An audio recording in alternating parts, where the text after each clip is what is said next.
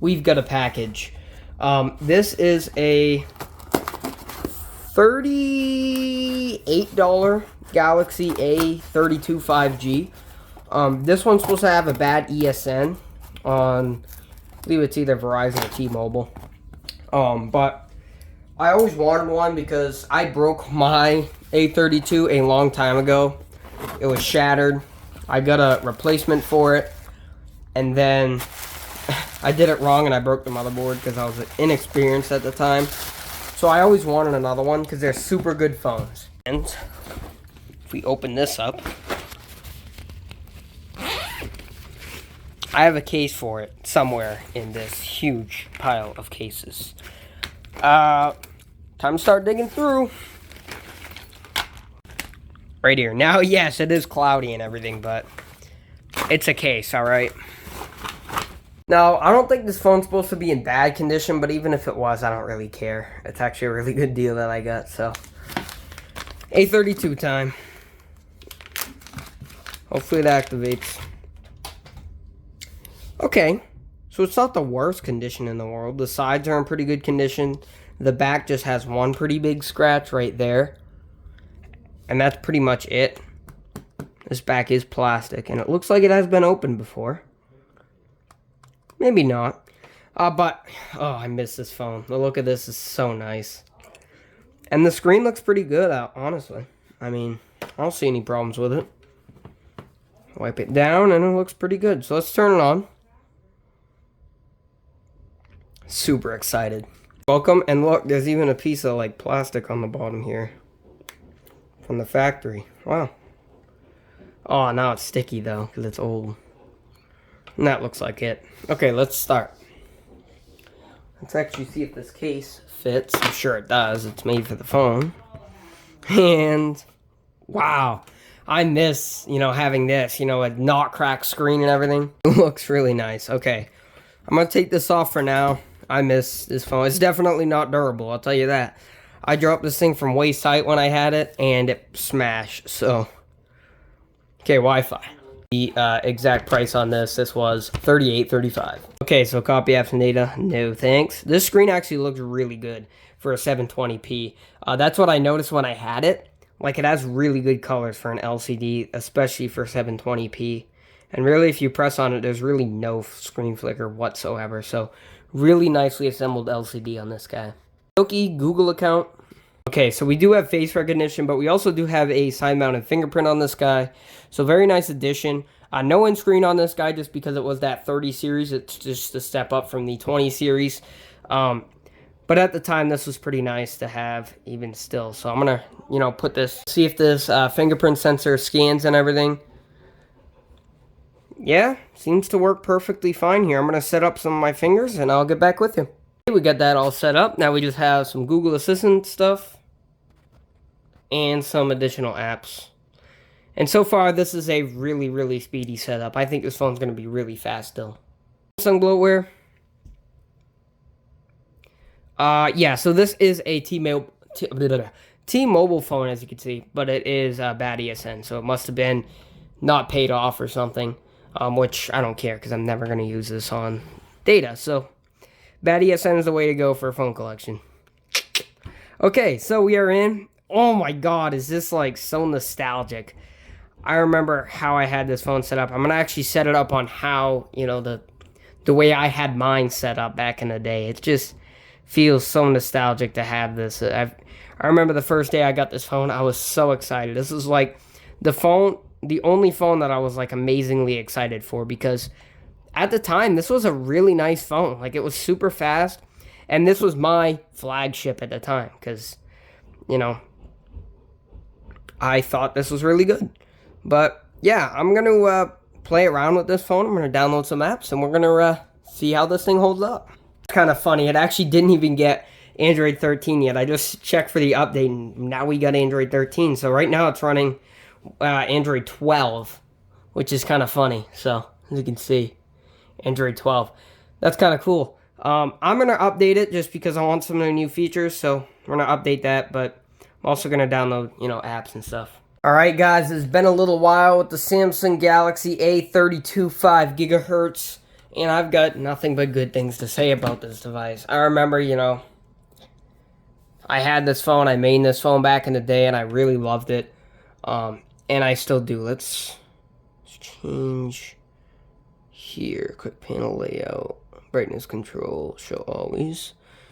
Yeah, I remember I used to always like this. I got it in pretty much the same setup that I had back in the day. And man, it's just nice to have this phone back. It's definitely pretty fast for its time.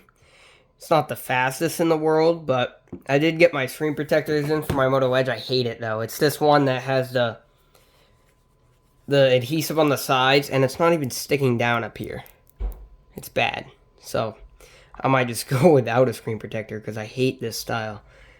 And I'm sure dust is going to get in there very easy. I might have to take it off and readjust it. But, yeah, hate this type, but it is a screen protector, I guess. Anyways, back to this guy. Yeah, really nice. The screen's actually nice for its time. I don't know why the recording's coming out pretty bad, but yeah. It's actually pretty fast, you know, it scrolls down fast. I did update it to the latest software. It took forever, I'm telling you, forever to get this to the version I wanted. February 1st, 2025 is the latest, so I think they're going to stop after that. But Android 13, One UI 5.1. So definitely better than Android 12. As you can see, when I had this, it was on Android 12.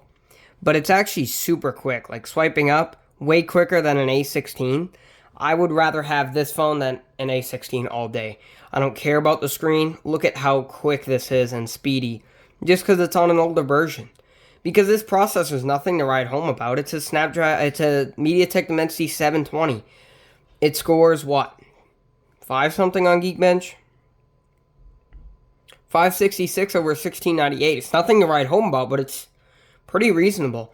And it has a 720p. It has a 90 hertz screen. I don't know why it says 60. It is a 90. If I go into here. Adaptive 90. Oh yeah, right here, 90 hertz. 4 gigs of RAM, 64 gigs of storage. Again, very low for what it is, but at the time, 4 gigs of RAM was pretty good. Battery, 5,000 milliamp hour battery. Let's actually check the battery capacity. What was that? What was the code? What's the dialer code for that? But what's the dialer code to see battery cycles on Samsung? Oh. Okay, I'm gonna run this and then we'll see. All right, so I did end up getting that here, the battery cycles and everything. So it has 339 charge cycles with 90% battery health, which isn't terrible, not bad, for being a 2022 phone. And overall, this phone's just running great. The camera, we're going to be getting a 50 megapixel main. I believe this is like a 5 megapixel ultra wide and a macro and a depth sensor. So as you can see, ultra wide, which looks weird. Oh, it's the light reflection. 1x, 2x, 4x, 10x. Very simple. And then we're also going to be getting 4K at 30 FPS video. I've recorded a lot of older videos with this camera. It's by all means not great. But if I go into my YT studio here, and I just scroll down for a while. Let's sort by... can't sort by oldest.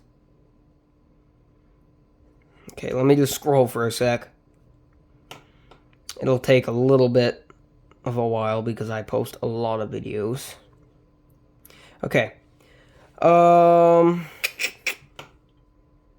Right here. Some of these were recorded, I believe, with it. And I definitely know the Dell speakers recorded with it. And the iPhone 6 water test is recorded with it.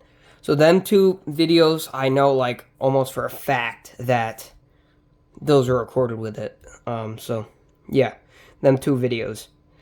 Which, yeah, didn't get much views. 36 cents and 56 cents, making 3 cents on one. and 1 cent on the other. So yeah, there you go. But anyways, yeah, totally reasonable phone. Perfectly fine. We do have, pro, night mode, food mode, panorama, macro, slow motion, hyperlapse, portrait, fun mode. There's a lot of modes here. There is a night mode, which is cool. Let's just take a picture of this. It doesn't have the greatest color accuracy, but overall it's not a bad camera. I mean, if you can get this phone for pretty cheap, like 60, 70 bucks, it's a totally fine camera. Like, this is something you'd see on, some newer budget phones probably, but not 4K. You're not going to be seeing that. And for the speed of this phone, I don't think you're going to be seeing this at all. Maybe on the G Power, the G Stylus, but this is a Samsung, so you're going to be getting your Samsung features, your good lock, all that stuff. It's just on an older software, which I don't mind. I actually kind of like the older software compared to One UI 7. One thing that is a big gripe I don't like on this is if I go grab a battery bank, plug it in, we're only going to be getting fast charging at 15 watts instead of your newer super fast charging technology. So that's kind of a bummer. But overall, it's a really solid package for the price. I think I got a really good deal on this guy. So if you're in the market and trying to get a good little budget phone for a secondary or even your main phone, I think this is a really solid choice.